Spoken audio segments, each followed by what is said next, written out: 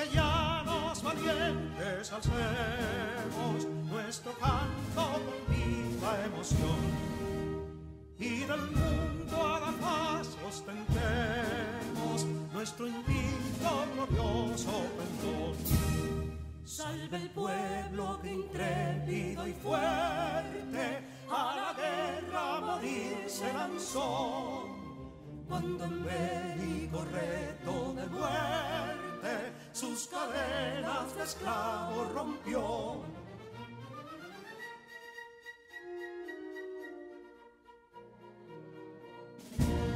Ningún pueblo ser libre merece si es esclavo, indolente y servil.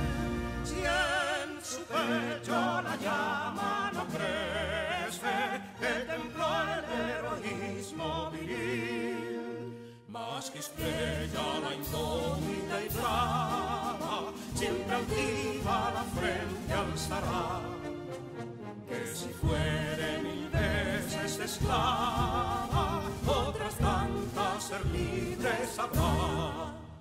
Que si Dona y Ardid la expusieron de un intruso señor al desdén, las carreras Belén campos fueron que cubiertos de gloria se ven, que en la cima del heroico baluarte de los libres el verbo encarnó, donde el genio de Sánchez y Duarte a ser libre o morir enseñó.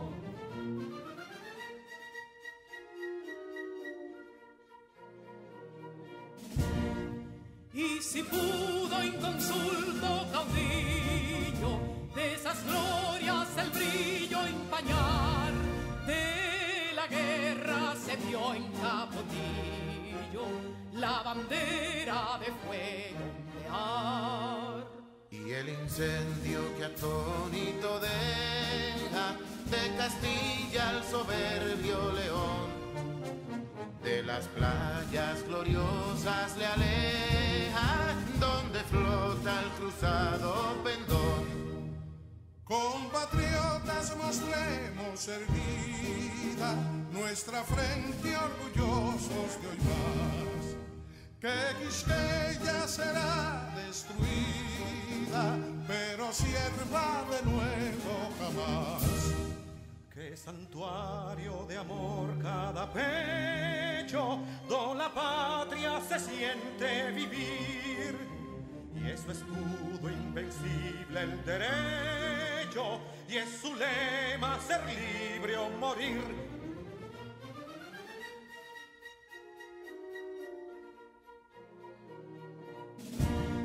Libertad que aún se yergue serena, la victoria en su carro triunfal, y el clarín de la guerra aún resuena, pregonando su gloria inmortal. Libertad, que los ecos se agiten mientras llenos de noble ansiedad nuestros campos de gloria repiten: libertad, libertad, libertad.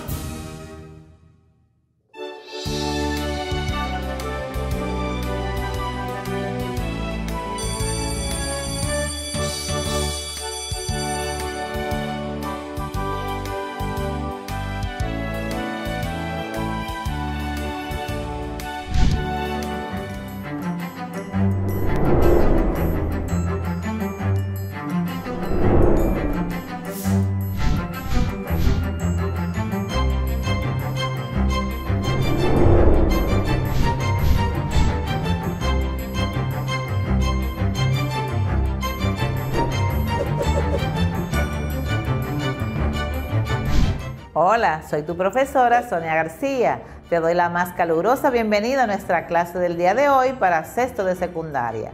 Espero te encuentres bien junto a tu familia. En el día de hoy te vamos a reforzar lo aprendido durante la semana en las materias de matemáticas, ciencias sociales, física, inglés, lengua española y francés. También te recuerdo que puedes buscar en nuestro canal oficial de YouTube para volver a ver cualquiera de nuestras clases.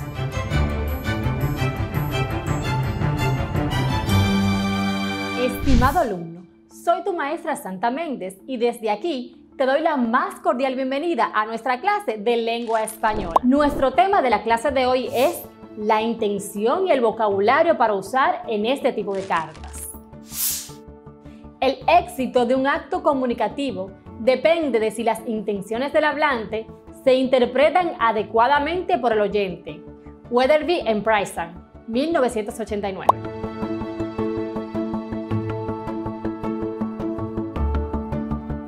Una carta de autopresentación es una manera de presentar de forma más dinámica y atractiva dentro de los límites posibles tu candidatura y esta debe ir acorde al currículum.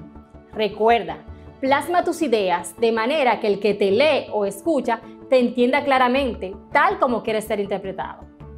Ya te habrás dado cuenta que transmitir tus ideas mediante una carta no tiene que ser complicado para ser eficaz. De hecho, son más eficaces cuando son simples y al punto. Los empresarios y directores son personas muy ocupadas y no quieren pasar más tiempo de lo necesario en este tipo de lectura, por lo que debes escribir una carta breve que transmita tus conocimientos, experiencias e intereses en pertenecer a un equipo de trabajo. Es importante destacar la información que muestra la familiaridad con el negocio y dejar en claro que usted ha hecho su tarea. Poner fin a la carta con una petición cortés pero explícita para una entrevista de trabajo. Un currículum vitae enumera esencialmente su educación, experiencia y habilidad y tiene un gran potencial para la creatividad y la personalidad. La intención de la carta de autopresentación es una oportunidad de presentarse como un individuo y para personalizar su solicitud de empleo. Se vuelve muy eficaz si muestras cualidades que motivan a tu destinatario a que quiera conocerte. Esto dará paso a la oportunidad de conseguir una entrevista de trabajo. Para que esa redacción te convierta en un candidato irresistible, debes escribirla con un vocabulario adecuado a esta. Podemos decir que el vocabulario temático se utiliza para desarrollar un tema en particular, ya sea un tema basado en una ciencia o en específico o en una circunstancia como tal. Es fundamental mencionar que la gramática es la parte de la lingüística que estudia las palabras, sus formas y accidentes en la lengua. Esta última nos proporciona las herramientas para hablar y escribir correctamente. La lengua española tiene un sinfín de palabras y estructuras de fonemas, lo cual lo hace un idioma muy rico y extenso. ¿Qué es un vocabulario?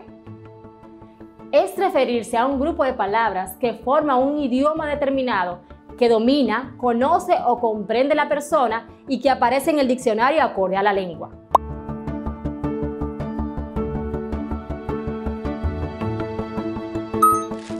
El vocabulario tiende a cambiar según el idioma, a su vez puede transformarse con el pasar de los años, debido al abandono o el agregado de ciertos términos. Un buen vocabulario ayuda a la persona a expresarse ante otras personas. Por ello, siempre se debe aprender nuevos términos y la mejor forma de hacerlo es recurriendo a las técnicas para el aprendizaje del vocabulario. Algunos ejemplos dentro de la carta a presentar son la familia de palabras, conjunto de palabras que comparten la misma raíz. Ejemplos: describir, escribirle. La polisemia se presenta cuando una misma palabra o signo lingüístico tiene varias acepciones. Área: espacio de tierra que ocupa un edificio. Área cultural: territorio geográfico dentro del cual las culturas tienden a ser semejantes. Área geométrica: resultado de medir la superficie de una figura o cuerpo geométrico. Área suburbana: territorio próximo a las ciudades que por sus características constituye una zona de transición entre el núcleo urbano propiamente y el espacio rural adyacente. Área metropolitana: extensión territorial de asentamientos urbanos más allá de los confines de la ciudad. La composición consiste en la creación de una palabra nueva a partir de la unión de lexemas ya existentes. Sufijación y prefijación: Es el proceso de formación de palabras por medio de prefijos.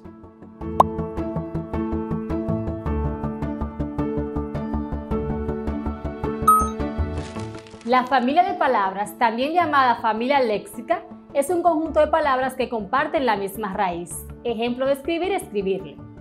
La polisemia, de poli, muchos, y el griego sema, significado, en lingüística se presenta cuando una misma palabra o signo lingüístico tiene varias acepciones. Por ejemplo, área, espacio de tierra que ocupa un edificio. Anthrop, área cultural, territorio geográfico dentro del cual las culturas tienden a ser semejantes. Geom, resultado de medir la superficie de una figura o un cuerpo geométrico. Urb, área suburbana, territorio próximo a las ciudades que por sus características constituye una zona de transición entre el núcleo urbano propiamente y el espacio rural adyacente. Área metropolitana, extensión territorial de asentamientos urbanos más allá de los confines de la ciudad. La composición es un procedimiento de formación de palabras que consiste en la creación de una palabra nueva a partir de la unión de lexemas ya existentes. Sufijación y prefijación. La Real Academia de la Lengua define la prefijación como el proceso de formación de palabras por medio de prefijos. Dentro del ámbito del estudio morfológico y la creación de palabras, se entiende por prefijo al morfema, es decir, la unidad mínima con significado que se coloca justo antes de la raíz léxica de una palabra, modificando así su significado. Esto permite nombrar el antónimo de algunas palabras, como el prefijo des, junto a la palabra confiar, que da lugar a desconfiar, que significa todo lo contrario de confiar. Gracias a la prefijación y a la sufijación en nuestro idioma, somos capaces de incorporar nuevos términos para nombrar realidades emergentes que antes no existían ni en nuestra mente ni en nuestra sociedad y que poco a poco tenemos que ir incorporando a través de estos mecanismos de formación de palabras. También podemos hablar de vocabulario o léxico activo.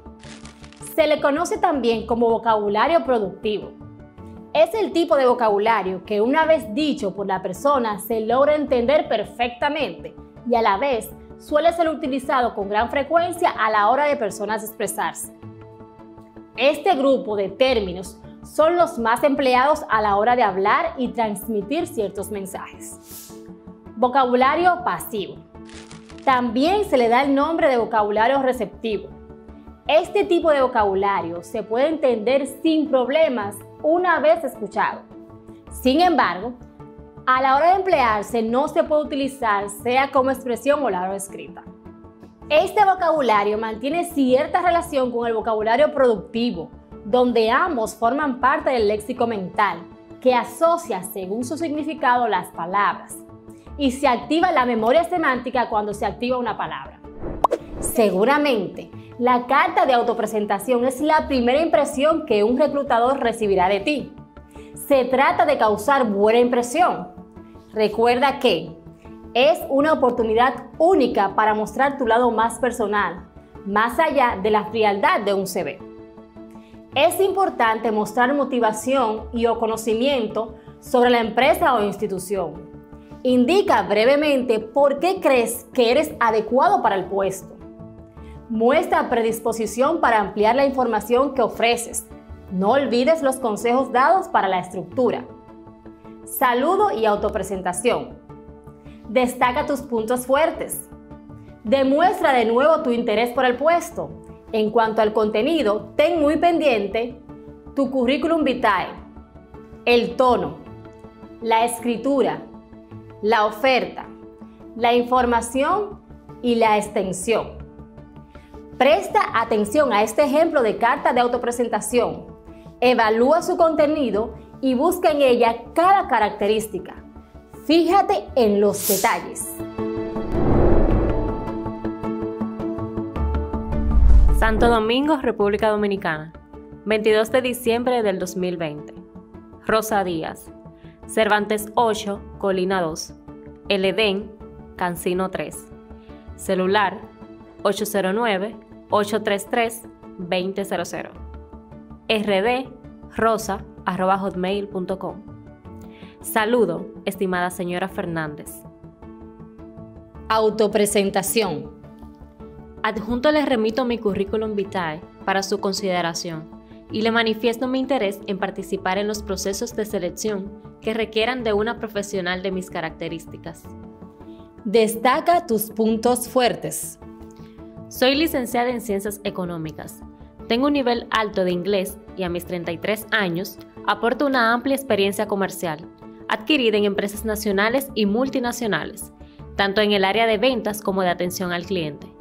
Mis funciones actuales abarcan la prospección y captación de nuevos clientes, el seguimiento interno y detección de nuevas oportunidades de negocio, la consolidación de las relaciones con los clientes. Acostumbrada a trabajar en equipo, me considero una persona dinámica, con iniciativa y capacidad de organización y gestión. Según se destacó en el fragmento anterior, vimos lo importante de cuidar tanto estructura como contenido. Te daré mis consejos en cuanto a la estructura. La extensión no debería superar una página. El primer y último párrafo son los más importantes y debes prestarles especial atención.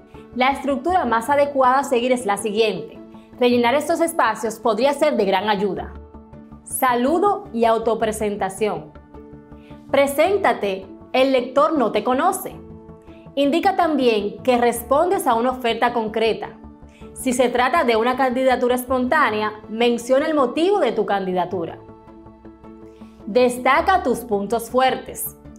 Dile cómo has encontrado su oferta de empleo y explica por qué crees que encaja contigo. Céntrate en sus necesidades, no en las tuyas. Enumera logros profesionales acordes con el puesto al que optas. Demuestra de nuevo tu interés por el puesto. Aprovecha para mostrar tu disposición para una entrevista personal. Incluye agradecimientos y despedida. Algunos consejos sobre el contenido. Debes analizar los requisitos de la oferta. Detecta los puntos fuertes de tu currículum e infórmate sobre la empresa o institución. Así tendrás contenido sobre el que trabajar. Aquí van otros consejos. Destaca lo más importante de tu CV en relación al puesto que te interesa. El tono debe ser cordial, respetuoso y formal. Cuida la redacción y las faltas de ortografía. Ten pendiente. La carta debe ser exclusiva para la oferta en cuestión. No es aconsejable utilizar una misma carta para todas las ofertas.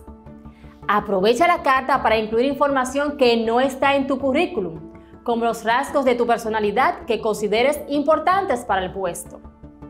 No olvides tomar en cuenta la intención comunicativa de la cual hablamos en clases anteriores, al igual que la estructura, lugar y fecha, destinatario, saludo, cuerpo o asunto de la carta, despedida y firma. El o los destinatarios, el uso de los tiempos verbales, el uso adecuado de conectores de finalidad, de adicción y de causa-efecto. Al escribir la versión final de la carta de autopresentación, respeta las convenciones de la escritura, uso de márgenes, separación de oraciones y párrafos, uso de letras sobre el renglón, uso de mayúsculas en nombres propios y al inicio de oraciones, uso de punto para separar oraciones y párrafos, la acentuación y el uso correcto de las letras. Como siempre, te motiva a que verifiques cada criterio. Usa esta lista y coteja lo logrado. Criterio. Incluyo fecha, datos destinatarios y datos del emisor. Uso formas de cortesía. Uso de mayúsculas en nombres propios, apellidos, lugares e instituciones. Respeto el formato de carta. Mis párrafos están bien construidos. Utilizo un vocabulario directo y claro. Mi tono es cordial, respetuoso y formal. No hay faltas de ortografía.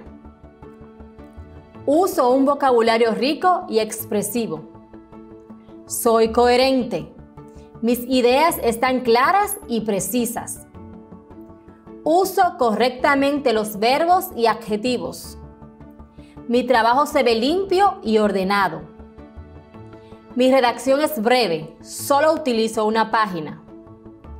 Utilicé la rúbrica propuesta para mi redacción. Adjunté mi CV a la carta. Hice un borrador y ya tengo mi versión final.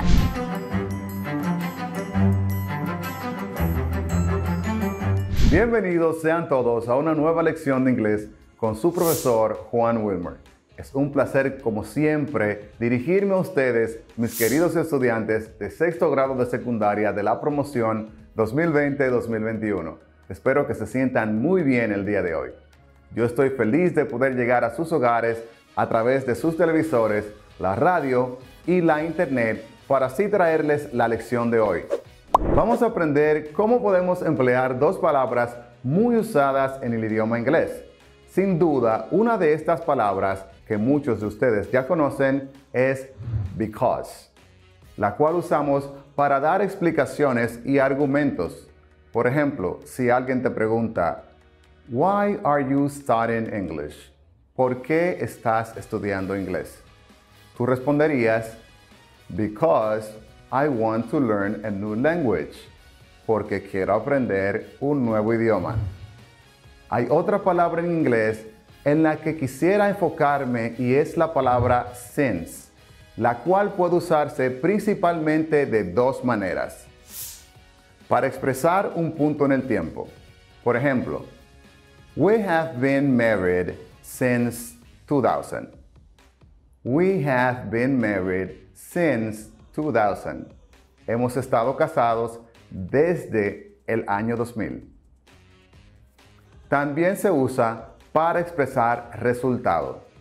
Por ejemplo, "Since it is a rainy day, cars are moving very slowly."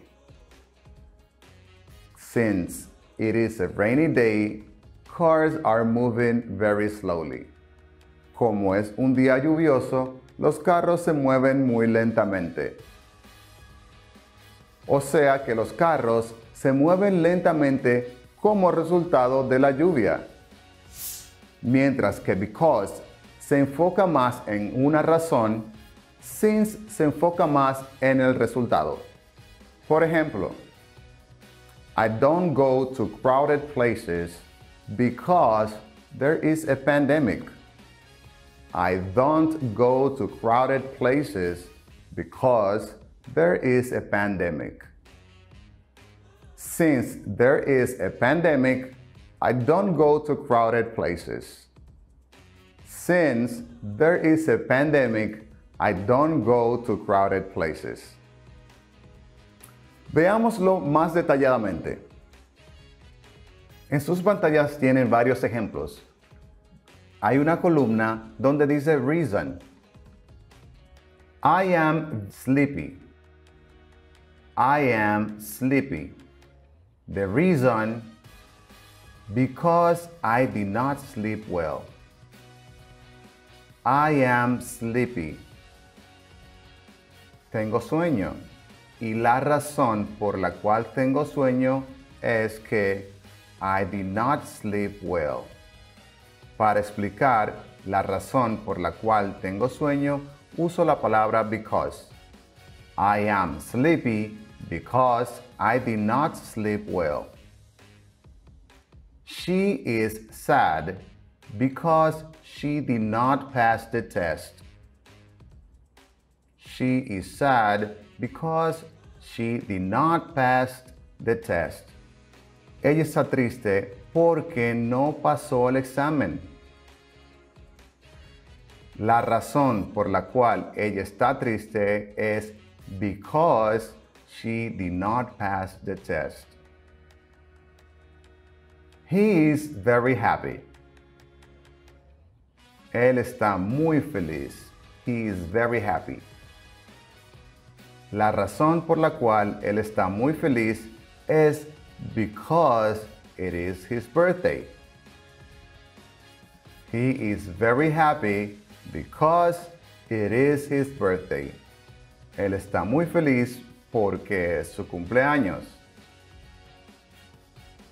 I did not sleep well. She did not pass the test. It is his birthday. Those are the reasons. Esas son las razones o motivos y para ello se debe usar la palabra because. Remember, because is used to focus on the reason of something.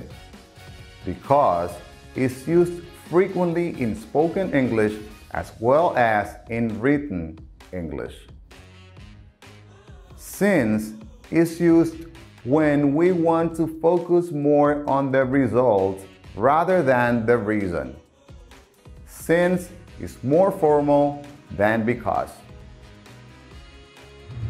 Presta atención al siguiente diálogo. Así tendrás una idea más clara de cómo suenan las palabras because and since cuando se usan apropiadamente. Escuchemos. Hello, David. You look happy. Yes, I am very happy because today is my birthday. Congratulations. Are you coming to my birthday party? I am so sorry, since I have to study for the exam. I can go to your birthday party. Great. Now, listen to another dialogue between Lisa and Robert at a concert. Escuchen otro diálogo entre Lisa y Robert en un concierto. No se olviden de tomar nota.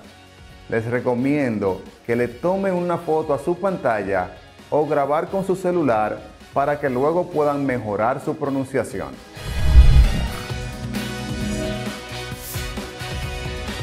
Why are you late, Lisa? Because the traffic was heavy. Okay. Since there was no public transportation, I had to take a taxi. Hurry up! Look, the concert is about to start. ¿Entendieron el diálogo? Aparentemente Lisa llegó tarde porque el tránsito estaba pesado y como no había transporte público, Robert tuvo que tomar un taxi. Escuchemos nuevamente. Presta atención.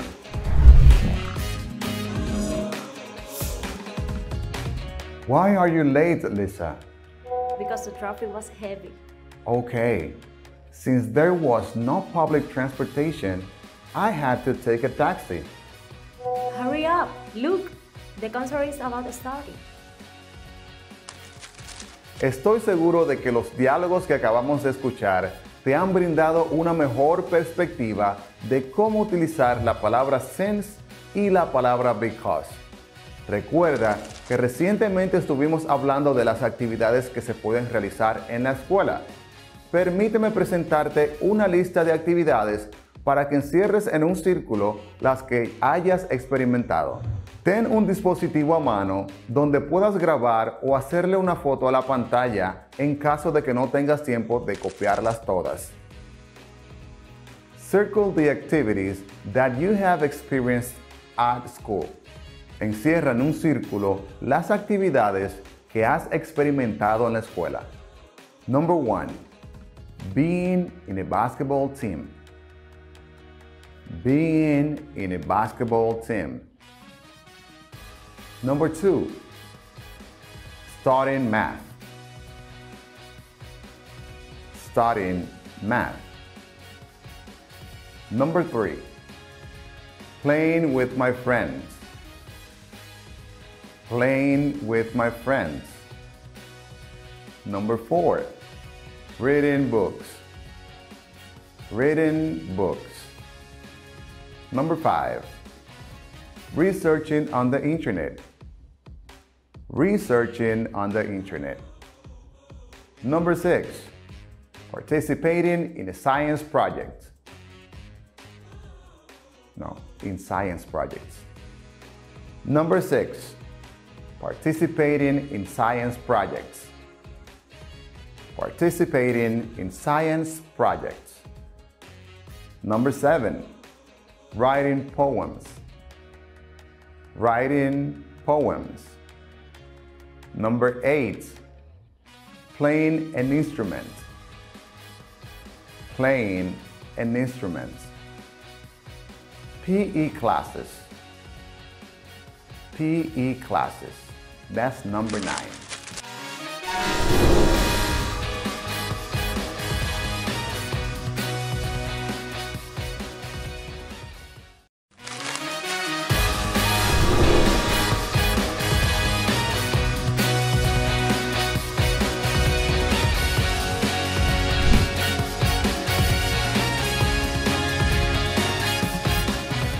queridos estudiantes, sigue con ustedes su maestro y amigo Iván Tejeda. En este día me siento muy entusiasmado de compartir nuevos conocimientos con ustedes. Espero que puedan disfrutar de esta clase, la cual se ha preparado con mucho empeño para contribuir con su aprendizaje. El conjunto de los números complejos, tal como puedes ver en el diagrama, abarca todos los demás conjuntos numéricos que has conocido hasta ahora en tu aprendizaje de las matemáticas. Es decir, ya que el conjunto de los números naturales n, el conjunto de los números enteros z, el conjunto de los números racionales q, el conjunto de los números irracionales i y el conjunto de los números reales r son todos los subconjuntos del conjunto de los números complejos c. Puede decirse que todos los números con los que has trabajado en matemáticas hasta ahora son complejos. Al escuchar esto, tal vez te preguntes, ¿cómo es posible? ¿Por qué razón es necesario denominar a todos estos números complejos? La respuesta a esa pregunta se encuentra en la historia. Vamos a remontarnos en el tiempo para conocer más sobre este conjunto numérico. En 1455, Gerolamo Cardano, un médico italiano, quien también fue matemático, estaba tratando de dar solución a un problema que quedaba expresado en el siguiente sistema de ecuaciones. X más y igual a 10 y x por y igual a 40. Las soluciones de dicho sistema son 5 más raíz de menos 15 y 5 menos raíz de menos 15. Estas soluciones no corresponden a números reales, puesto que la raíz cuadrada de menos 15 no es un número real. ¿Qué clase de número es la raíz cuadrada de menos 15?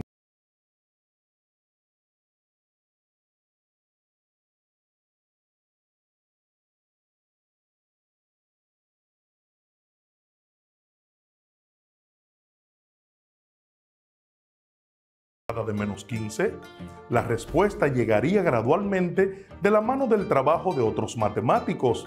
Uno de los pioneros en desarrollar el conocimiento de estos números fue el filósofo y matemático francés René Descartes. Más de un siglo después de Cardano, Descartes denominó a estos números, las raíces cuadradas de los números negativos, como números imaginarios. Descartes indicó que toda ecuación debía tener tantas raíces, es decir, soluciones, como indica su grado, aunque algunas de ellas podrían ser números no reales, es decir, números imaginarios.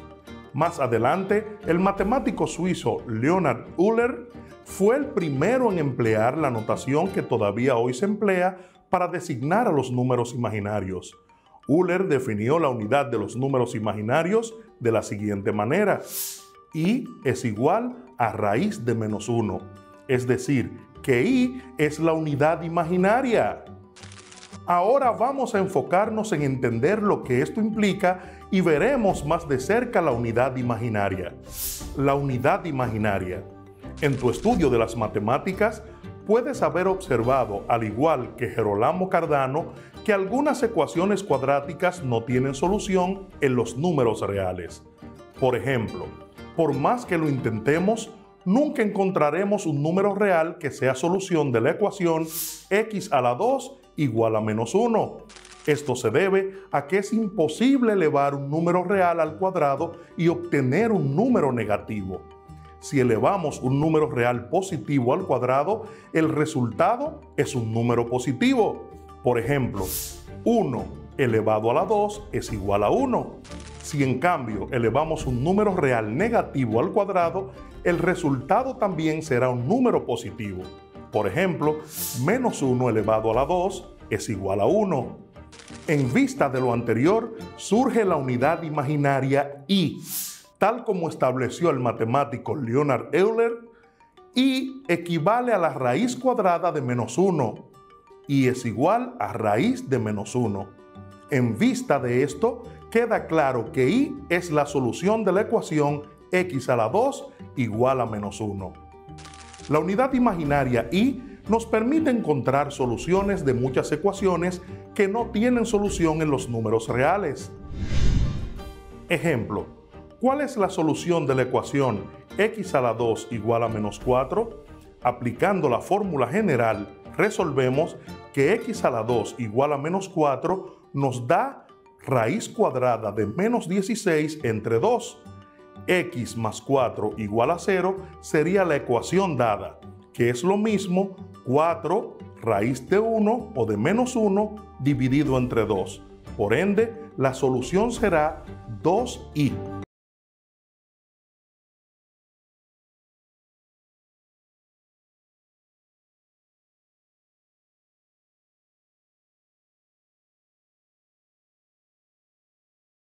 Si resolvemos la ecuación x a la 2 igual a menos 25, donde su solución sería 5i. Al observar estas soluciones, queda claro que el número i no es el único número imaginario. Incluso, al multiplicar cualquier número imaginario por i, podemos obtener otros números imaginarios. Por ejemplo, menos 5i es un número imaginario, al igual que 7i. También 2i sobre 5 es un número imaginario. Como puedes observar, existe una infinidad de números imaginarios. Ahora bien, ¿qué ocurre cuando se eleva un número imaginario al cuadrado? Ejemplo, hallar 3i elevado a la 2.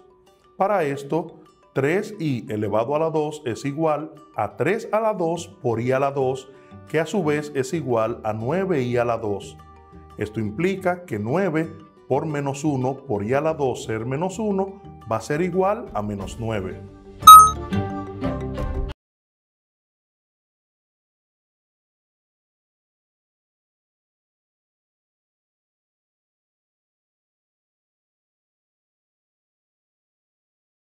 ¿Qué son los números imaginarios y por qué son importantes? Sin embargo, nos queda una pregunta por responder.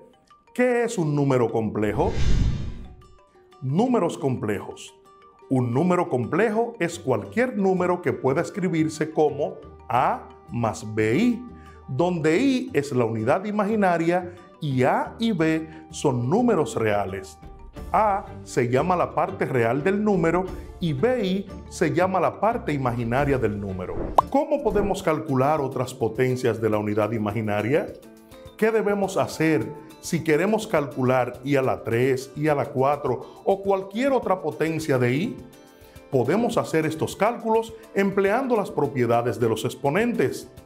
Al calcular potencias de i, se pueden aplicar las propiedades de los exponentes que sabemos que son verdaderas en el conjunto de los números reales, siempre que los exponentes sean enteros. Sabemos que todo número elevado a la 0 es igual a 1, por lo tanto, i a la 0 es igual a 1. La potencia i a la 1 tampoco es necesario demostrarla, ya que todo número elevado a 1 equivale a la misma cantidad, así que i a la 1 es igual a i. Sabemos que i a la 3 es igual a i a la 2 por i, teniendo en cuenta que en la multiplicación de bases iguales se suman los exponentes. Por ende, menos 1 por i es igual a menos i.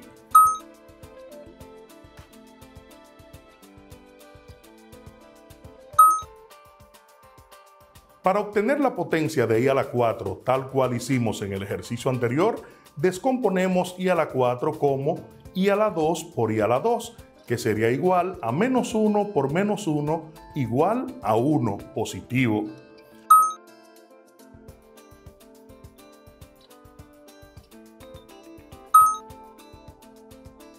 Otras potencias de i. ¿Qué sucede si queremos calcular una potencia de i de un exponente mayor?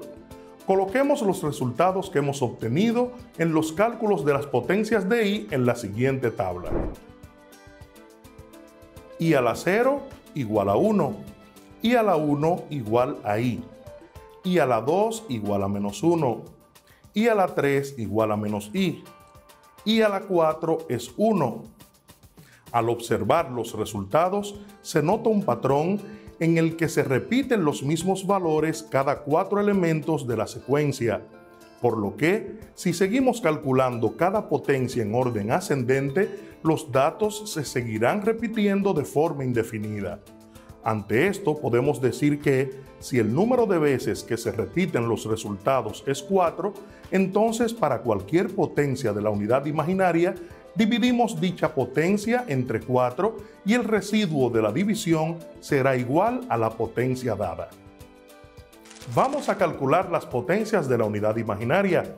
En este caso tenemos las potencias de i a la 20, i a la 35, i a la 246 e i a la 519.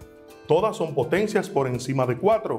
Por lo tanto, como tenemos 4 bases en la unidad imaginaria i a la 0, i a la 1, i a la 2 e i a la 3, ese 4 nos va a servir para dividir los exponentes de la i o de la unidad imaginaria. En este caso, 20 dividido entre 4 va a ser a 5.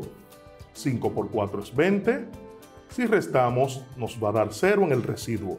Este residuo de 0 es el que me interesa, por ende voy a decir que i a la 20 entonces va a ser igual a i a la 0, que es igual a 1. Para el caso de i a la 35 tenemos 35 también dividido entre 4 y va a ser 35 entre 4 es a 8, 8 por 4 es 32, restamos 5 menos 2 es 3, 3 menos 3 es 0, tenemos 3 como residuo. Ese 3 es el que me interesa y digo que i a la 35 es igual a i a la 3. Por ende, va a ser igual a menos i. Y en el caso de i a la 246, decimos 246 entre 4 también. Recuerden siempre de la forma tradicional, la calculadora no te va a dar nunca el residuo que nos interesa. Así que decimos ahora 24 entre 4 es a 6. 6 por 4 es 24, restamos, nos da 0, bajamos el 6, 6 entre 4 es a 1, 1 por 4 es 4, 6 menos 4 es 2. Nuestro residuo ahora es 2, por ende i a la 246 es igual a i a la 2 y esto es igual a su vez a menos 1. Para el caso de i a la 519, decimos 519 dividido entre 4, 5 entre 4 es a 1, 1 por 4 es 4, resta 1, bajo el 1 y digo 11 entre 4 es a 2, 2 por 4 es 8, y al restar nos quedan 3, bajo el 9, 39 entre 4, digo que es a 9, 9 por 4 es 36, restamos, nos quedan 3, 0, nuestro residuo ahora es 3.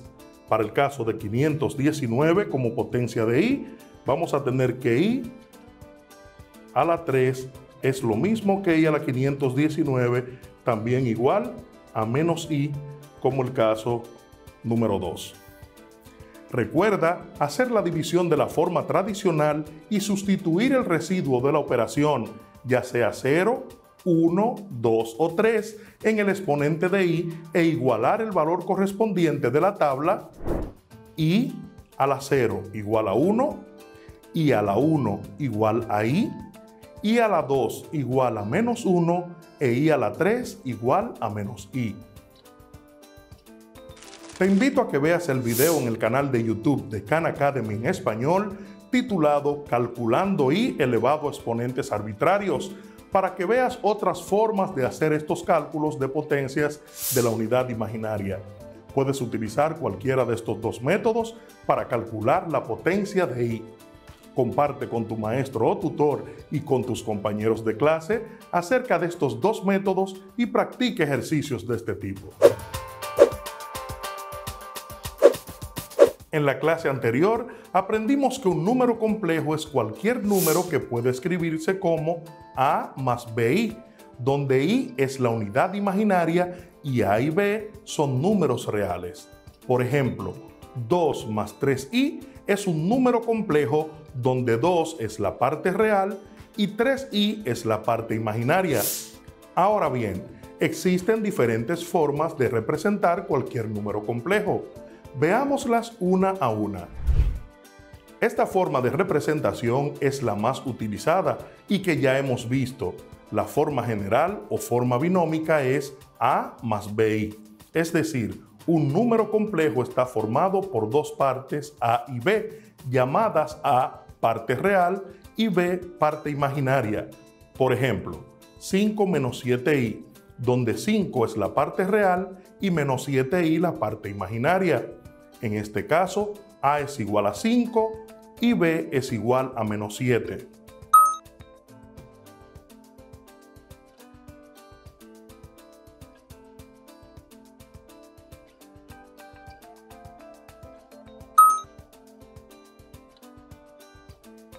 Menos 4 más 8i, donde menos 4 es la parte real y 8i es la parte imaginaria. En este caso, A es igual a menos 4 y B es igual a 8.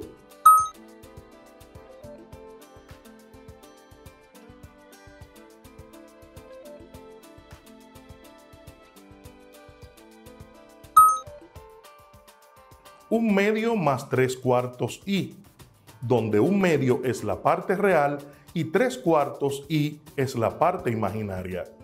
En este caso, A es igual a un medio y B es igual a 3/4.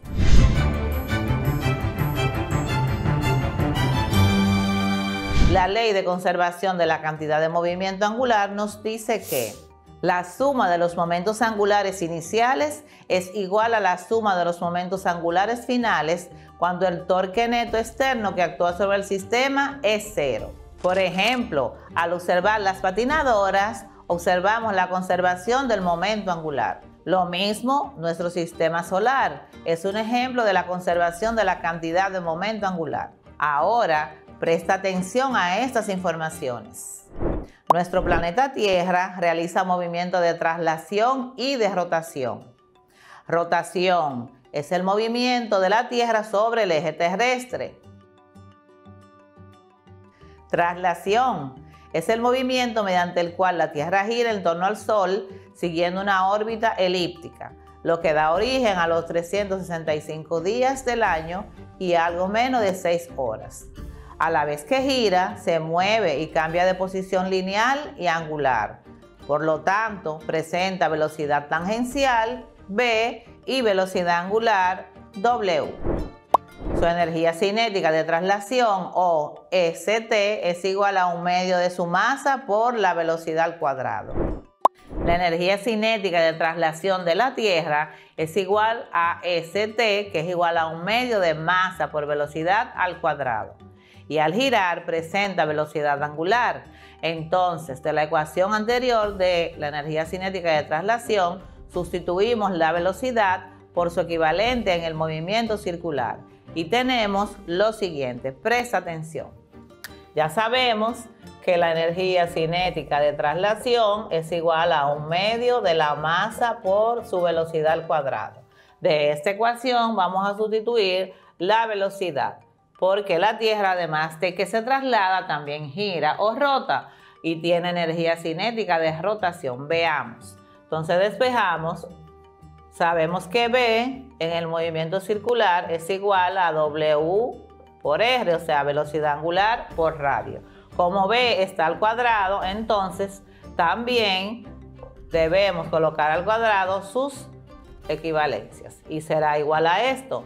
Entonces, de esta ecuación tendremos que, si sustituimos a V por su equivalente, que es W por R al cuadrado, entonces tendremos que la energía cinética de rotación será igual a un medio de la masa por W al cuadrado, velocidad angular al cuadrado, por el radio al cuadrado. Entonces ya sabemos que masa por radio cuadrado es igual a momento de inercia. Entonces tendremos que la energía cinética de rotación es igual a un medio del momento de inercia, porque ya sustituimos la masa por el radio cuadrado, por su velocidad angular al cuadrado. Y tenemos la ecuación para la energía cinética de rotación. Entonces, ¿qué es la energía cinética de rotación? Es la que permite que un sistema físico pueda realizar trabajo o moverse con trayectoria circular, o sea, girar. También decimos que la energía rotacional es la energía cinética de un cuerpo rígido que gira en torno a un eje fijo. Esta energía depende del momento de inercia y de la velocidad angular del cuerpo. La energía rotacional es, entre otras cosas, de gran importancia para turbinas, motores, generadores, neumáticos, ruedas, ejes y hélices. La energía rotacional es la energía cinética de un cuerpo rígido que gira en torno a un eje fijo. Esta energía depende del momento de inercia y de la velocidad angular del cuerpo. El movimiento de rotación de una partícula se realiza cuando ésta describe circunferencias de radio r alrededor de un eje de giro.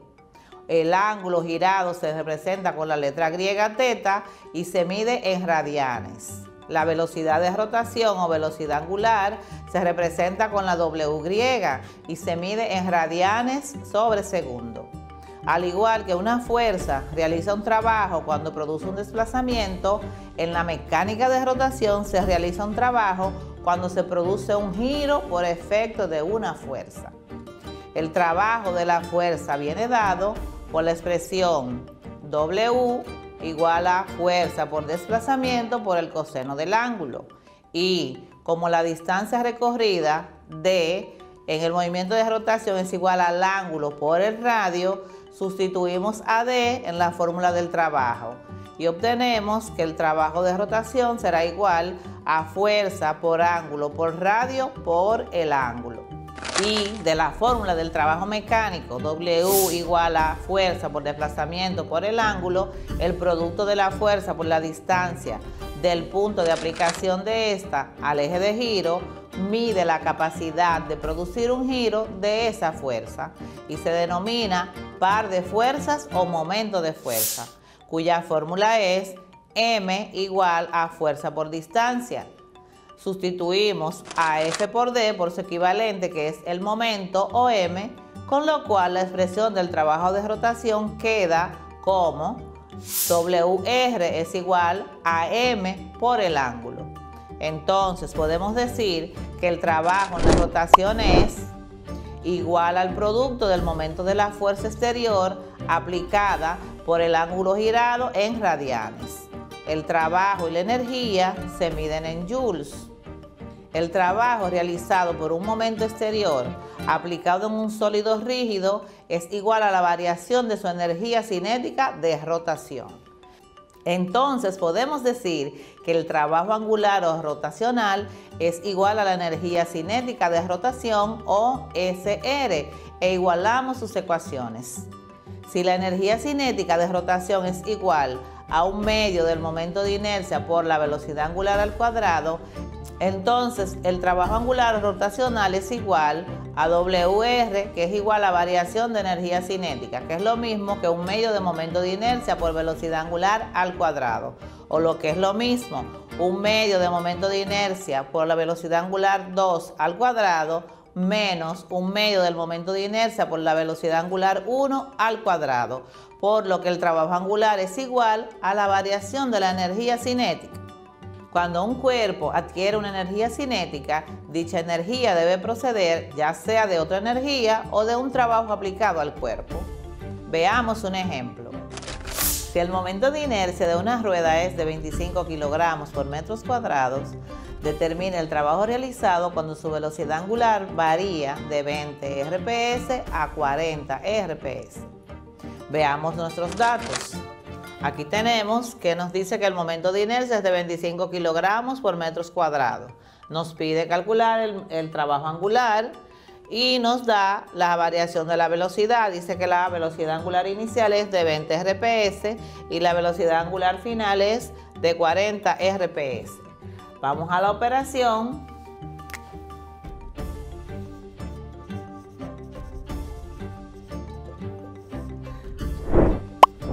Entonces convertimos los RPS a radian sobre segundo. Tenemos que 20 RPS por 2pi radians sobre segundo. Eso nos da un valor de 125.6 radianes sobre segundo. En el segundo caso tenemos que son 40 RPS por 2pi radian sobre segundo. Eso nos da un valor de 251.2 radianes sobre segundo. Y tenemos ahí las dos velocidades expresadas en radian sobre segundo. Ahora vamos a buscar el trabajo angular. Trabajo angular es igual a la variación de 1/2 del momento de inercia por la velocidad angular al cuadrado. Entonces, como es la variación, tenemos que buscar la diferencia o la variación. Eso lo encontramos de la siguiente manera. Eso será igual a 1/2 del momento de inercia por la velocidad angular final al cuadrado menos 1/2 por el momento de inercia de la velocidad angular inicial al cuadrado. Ahora asignamos valores a cada variable para calcular el trabajo angular. Entonces tenemos que 1/2 del momento de inercia, ya sabemos que son 25 kilogramos por metros cuadrados por la velocidad 2 al cuadrado, que dijimos que era 251.2 radianes sobre segundo. Todo eso va al cuadrado. Eso se resta con 1/2 del momento de inercia, que son 25 kilogramos por metro cuadrado, por la velocidad angular al cuadrado, que son la velocidad inicial, que es 125.6 radianes sobre segundo. Eso nos va a dar un valor de 197.192. Tenemos kilogramos por metro cuadrado por radianes al cuadrado sobre segundo cuadrado, menos la segunda parte que nos da 788.768 kilogramos por metros cuadrados por radianes al cuadrado sobre segundo cuadrado. Entonces despejamos, restamos los módulos de las cantidades y eso nos da un valor de 591.576. Ahora veamos las unidades. Tenemos kilogramos, metro cuadrado. Recordamos que el radian es igual a la unidad. 1 al cuadrado es igual a 1. Entonces eliminamos esa unidad de radian al cuadrado, porque al multiplicar 1 por todo eso nos queda el mismo valor. Entonces los eliminamos y seguimos trabajando. Entonces nos queda todo eso sobre segundo cuadrado. Recordamos que kilogramo por metro cuadrado sobre segundo cuadrado es igual a joule. Entonces nuestro trabajo rotacional será igual a 591.576 joules.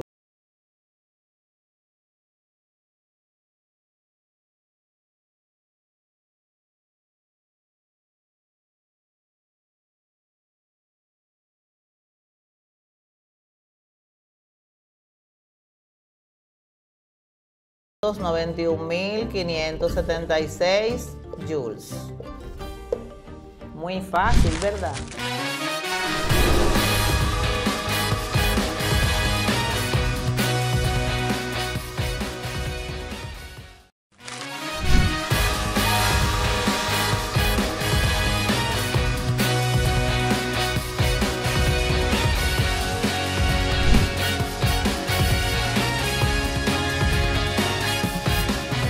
Nunca me fue tan necesario como hoy el tener salud, corazón y juicio. Hoy que hombres sin juicio y sin corazón conspiran contra la salud de la patria, Juan Pablo Duarte. Saludos, apreciados estudiantes. Sean bienvenidos. Soy su profesor de sexto de secundaria, Nelson de la Cruz. Una vez más nos encontramos y esto me llena de alegría y entusiasmo porque están ahí, pendientes y listos para continuar en este mundo de experiencia y conocimiento.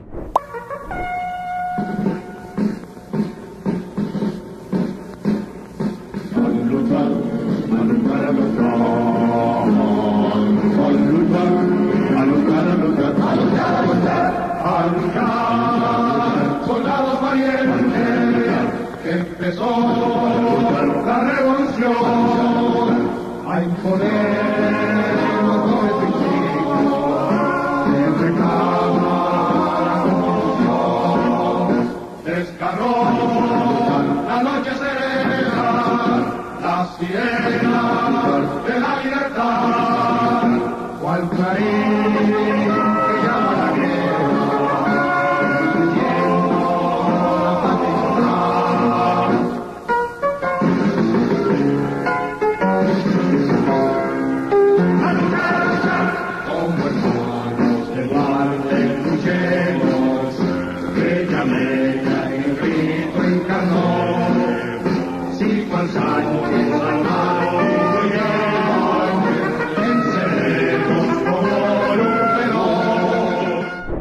En la clase anterior hicimos un balance de todo lo estudiado desde las elecciones más democráticas hechas en República Dominicana hasta el golpe de Estado a Juan Bosch y los consiguientes gobiernos que se originaron después del golpe de Estado. En la clase de hoy hablaremos de los intentos de vuelta a la constitucionalidad por un grupo de militares dominicanos. La Guerra de Abril. La Revolución de Abril de 1965 fue un movimiento cívico-militar que se caracterizó por la participación activa, militante y armada de las masas populares, con la finalidad de volver al gobierno legítimo y constitucional de Juan Bosch. En ella se produjo una alianza de clases entre sectores de la burguesía urbana y amplios sectores de los trabajadores obreros. Esencialmente fue una revolución democrática en el sentido de que la misma no perseguía como maliciosamente argumentaron los norteamericanos y los sectores conservadores establecer un régimen socialista o comunista. En realidad, el control de la revolución, políticamente hablando, estaba en manos del Partido Revolucionario Dominicano, a pesar de la presencia de los partidos de izquierda como el 14 de junio, el Partido Comunista Dominicano y el Movimiento Popular Dominicano. El control militar de la revolución estaba en manos principalmente de los militares y oficiales a cuya cabeza se encontraba el coronel Camaño, quien naturalmente no era en esos momentos comunista ni nada parecido. Asimismo, fue una revolución popular en cuanto a sus bases sociales. El movimiento contó con algunos oficiales militares jóvenes entre sus filas. Una combinación de militares reformistas y aguerridos combatientes civiles salieron a las calles el 24 de abril, tomaron el Palacio Nacional e instalaron a José Rafael Molina Ureña como presidente según lo establecido en la Constitución del año 1963. Pero antes que profundicemos en la guerra misma, conozcamos a las figuras más importantes del grupo constitucionalista. Rafael Tomás Fernández Domínguez. Nació en Tamajagua, Valverde, República Dominicana, el 18 de septiembre del año 1934 y murió en Santo Domingo, el 19 de mayo del año 1965. Cuando cayó la dictadura de Trujillo, Rafael Fernández Domínguez contribuyó a que el país tomara la vía democrática. El presidente Juan Bosch fue elegido el 20 de diciembre del año 1962 y los primeros comicios democráticos celebrados en el país después de la caída de la dictadura de Trujillo. Tomó posesión el 27 de febrero del año 1963 para un periodo de 4 años, pero fue derrocado el 25 de septiembre de ese año. Durante el gobierno efímero del presidente Bosch, fue un militar obediente al poder civil y el 15 de junio del año 1963 fue nombrado director de la Academia Militar Batalla de las Carreras. Desde que Juan Bosch fue derrocado el 25 de septiembre del año 1963, el coronel Fernández Domínguez y otros militares iniciaron un plan para acabar con el gobierno de facto del triunvirato y restaurar el gobierno constitucional interrumpido en el año 1963. Al coronel Rafael Fernández Domínguez le tocó encabezar el movimiento militar constitucionalista que tenía como objetivo luchar por la restauración del gobierno constitucional. Francisco Alberto Camaño de Ño nace en Santo Domingo, República Dominicana, el 11 de junio del año 1932 y muere el 16 de febrero del año 1973. Fue militar y héroe dominicano que ocupó la presidencia constitucional de la República Dominicana durante la Guerra de Abril del año 1965. Al estallar la revolución del 24 de abril, Camaño encabezó el movimiento creado por el coronel Fernández Domínguez, quien se encontraba en Puerto Rico, con impedimento de entrada al país, inspirado en devolver a la nación el orden constitucional violado en el año 1963, primero frente a los militares golpistas y luego frente a la invasión norteamericana, convirtiéndose en el líder indiscutible de la Guerra de Abril. Una característica de la Revolución de Abril fue que la misma estuvo localizada, concentrada en la ciudad de Santo Domingo. Es decir, que la misma no se expandió hacia los pueblos del interior del país. Al contrario, muchos revolucionarios y personas simpatizantes del gobierno de Bosch llegaron del interior a la capital para participar en los eventos. Lo anterior significó que los conspiradores, tanto balagueristas trujillistas como los del Partido Revolucionario Dominicano, jamás pensaron en organizar una revolución popular nacional para derrotar al triunvirato. Se sobreentendía que se trataba de un simple golpe de Estado. Pero las contradicciones provocadas a la hora de decidir la forma de sustitución del derrocado gobierno motivaron la conversión de la conspiración en una formidable insurrección popular a favor del regreso de Bosch al poder sin elecciones. Ahora, la forma de organización política y militar que se estableció en el bando constitucionalista fueron los llamados comandos. Estos estaban integrados por civiles armados y militares constitucionalistas y fungían como órgano de poder. Los mismos operaban en diferentes zonas geográficas controladas por los partidarios del regreso de Bosch sin elecciones. Desde el punto de vista de su composición social, los comandos estaban conformados por sectores pequeños burgueses y obreros sumamente radicalizados. Por supuesto, los comandos constitucionalistas estaban subordinados militar y políticamente a la dirección burguesa del Partido Revolucionario Dominicano y al alto mando constitucionalista, a cuya cabeza se encontraba el coronel Camaño, quien además fue elegido presidente de la República en base a una sugerencia y con la aprobación del profesor Juan Bosch. Sin embargo, tal subordinación no implicaba naturalmente que los comandos representaban un auténtico poder popular, de forma tal que la base de sustentación de estos comandos en los sectores militares, la burguesía populista, la pequeña burguesía radicalizada y sectores obreros y sindicales. Causas de la Revolución de Abril del año 1965. Bosch y Balaguer organizaron una conspiración cívica militar en la cual militares jóvenes y de baja graduación vinculados al Partido Revolucionario Dominicano, pero con una conciencia democrática y constitucionalista, se unieron con militares trujillistas balagueristas, como el llamado Clan de San Cristóbal, encabezado por Ney Nibar Segas, y que respondía al liderazgo de Balaguer. La conspiración fue desvelada el 24 de abril del año 1965, por lo que ya era muy tarde para Rick Cabral, el cual fue apresado por oficiales que horas antes lo habían apoyado. En esta coyuntura, se aceleran las discusiones y negociaciones entre los bandos militares que coadyuvaron al derrocamiento del gobierno. La contradicción surgió precisamente porque los militares trujillistas balagueristas desconocieron los acuerdos políticos y se negaron a aceptar el gobierno de Bosch sin elecciones. Precisamente esas diferencias fueron la causa principal para que un golpe de Estado se transformara rápidamente en una revolución. Hechos principales de la Revolución de Abril del año 1965. Los militares jóvenes, encabezados por el coronel Camaño de Ño, tomaron la histórica decisión de distribuir armas entre la población civil, miembros de los partidos de izquierda y del Partido Revolucionario Dominicano. Así se organizaron los llamados comandos, formas de organización militar propia de las guerrillas urbanas. La guerra civil. Para el 25 de abril del año 1965 era un hecho indetenible. Dos bandos enfrentados, los constitucionalistas, cuyo objetivo militar era destruir al viejo Ejército Nacional Trujillista, el cual estaba controlado en su totalidad por los militares trujillistas balagueristas. En cuanto al objetivo político, se trata simplemente de restablecer el gobierno de Bosch sin elecciones. Después de un periodo de inestabilidad política, tras el asesinato del dictador dominicano Rafael Leónidas Trujillo en el año 1961, el candidato Juan Bosch, fundador del Partido Revolucionario Dominicano, fue elegido presidente en diciembre del año 1962 y posesionado en febrero del año 1963.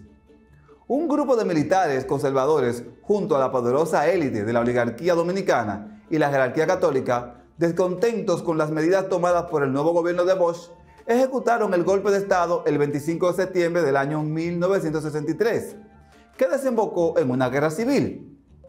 Inmediatamente, el Partido Revolucionario Dominicano y el Movimiento Revolucionario 14 de Junio pusieron un gran número de civiles armados en las calles, dando lugar a la creación de los primeros escuadrones de la Armada Reverde, que fueron conocidos en términos generales como comandos.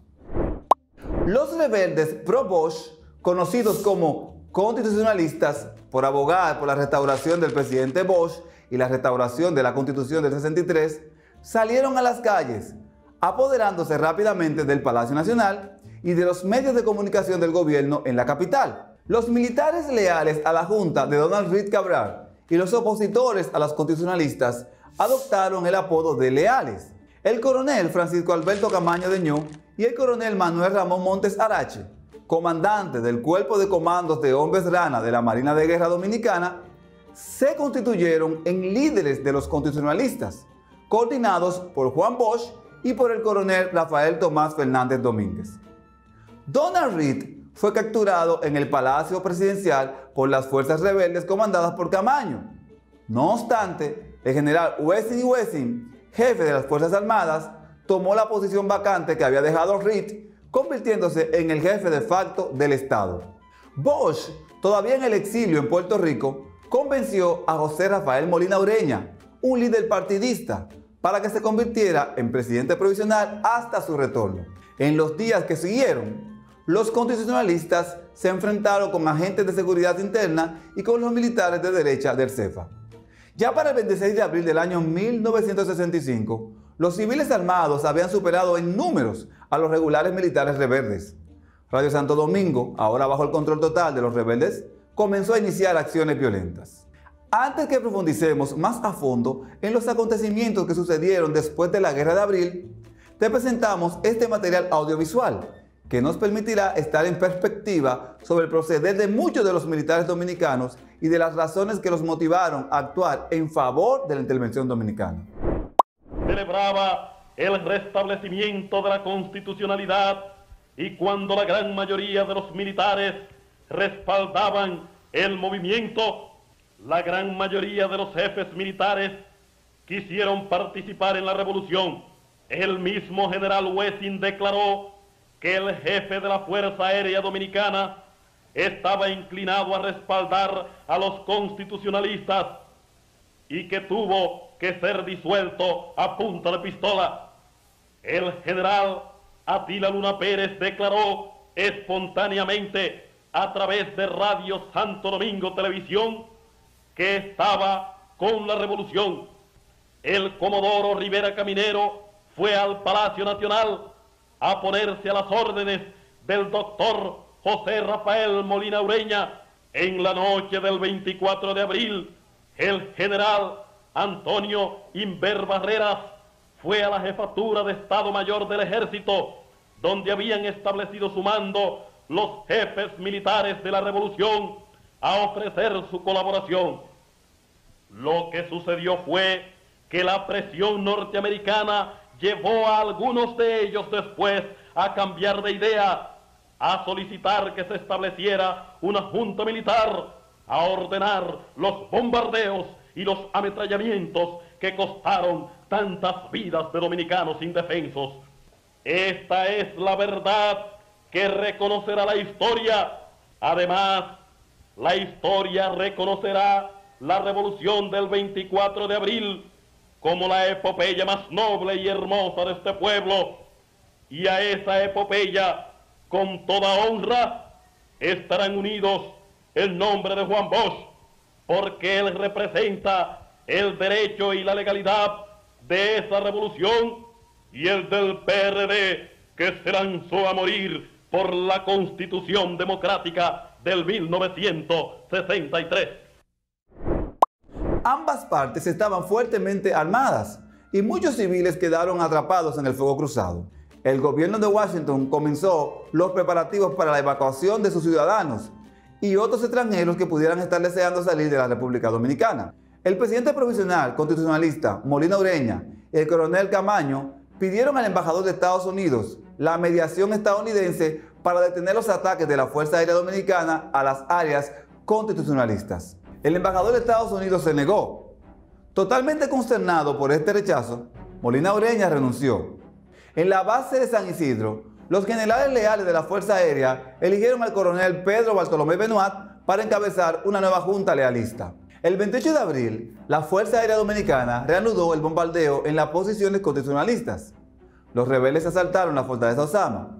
Se usó un tanque que con un disparo hizo un hueco en la pared de la fortaleza y después el tanque penetró dentro del patio de la fortaleza seguido de las tropas rebeldes compuestas de militares civiles armados. Liberaron a 700 prisioneros de la cárcel de la fortaleza Osama.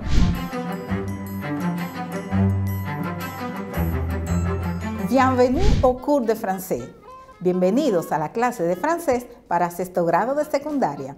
Les habla su profesora Rosa Florencio. Durante esta semana hemos estado presentando una serie de actividades para aprender a reservar, ordenar y pagar en un restaurante en francés. Para la primera actividad, debes identificar la imagen con la expresión que le corresponde.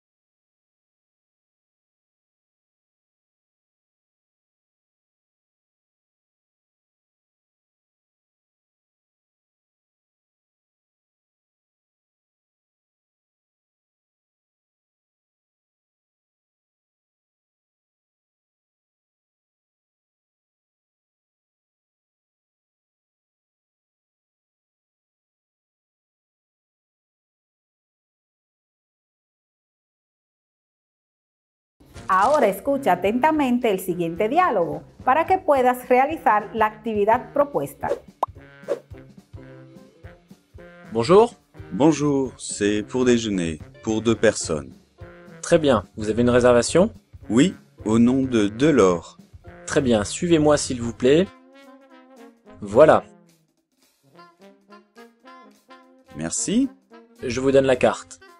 Vous allez prendre un apéritif pour commencer? Oui, volontiers. Un kirsch pour moi, et toi, chérie? Un cocktail de fruits exotiques.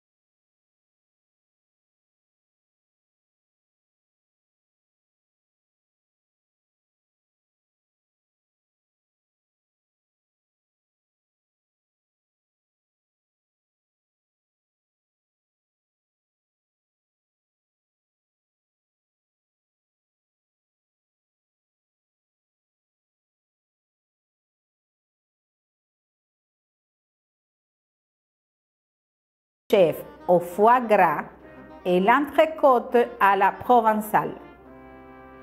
Le foie gras comme entrée et les coques au vent. Le foie gras comme entrée et les coques au vent.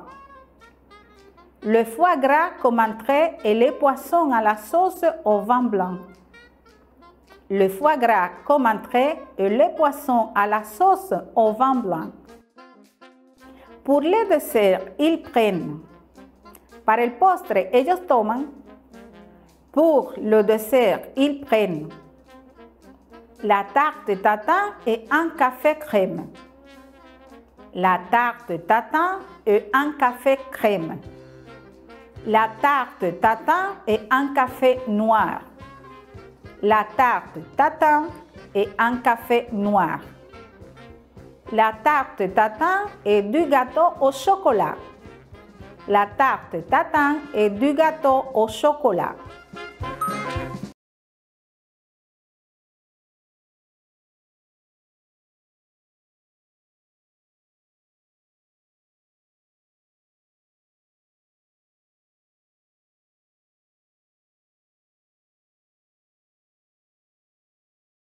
Clients laissent un pourboire de. Los clientes dejan una propina de.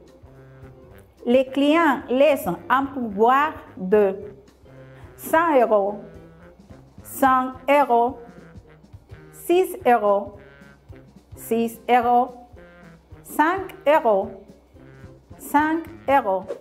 Esto ha sido todo por el día de hoy. Recuerda practicar lo aprendido y buscar en nuestro canal oficial de YouTube para volver a ver cualquiera de nuestras clases. ¡Hasta la próxima!